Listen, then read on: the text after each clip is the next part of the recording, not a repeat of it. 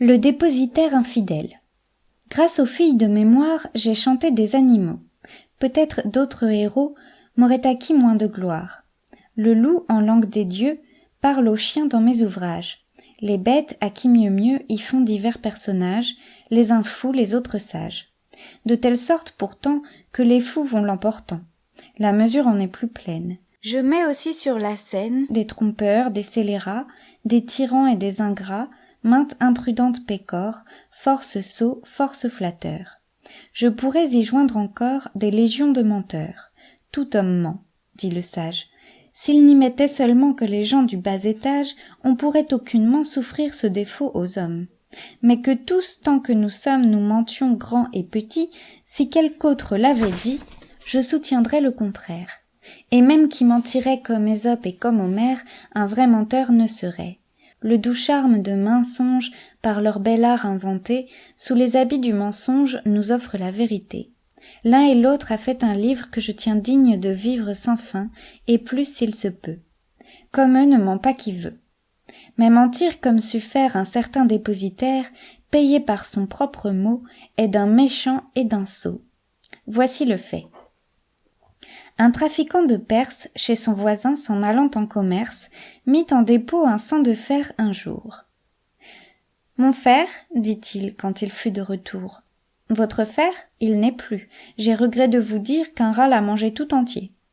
J'en ai grondé mes gens, mais qu'y faire? Un grenier a toujours quelques trous. » Le trafiquant admire un tel prodige, et feint de le croire pourtant. Au bout de quelques jours, il détourne l'enfant du perfide voisin.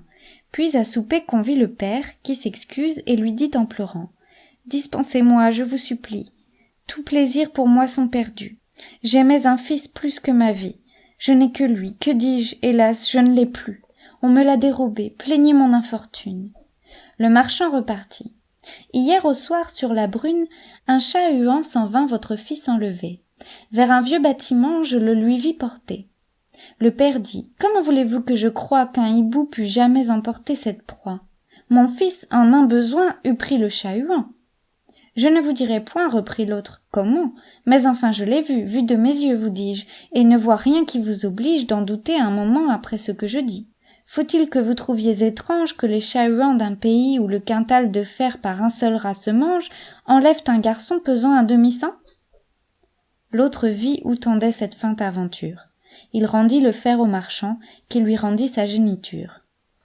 Même dispute avint entre deux voyageurs. L'un d'eux était de ces conteurs qui n'ont jamais rien vu qu'avec un microscope.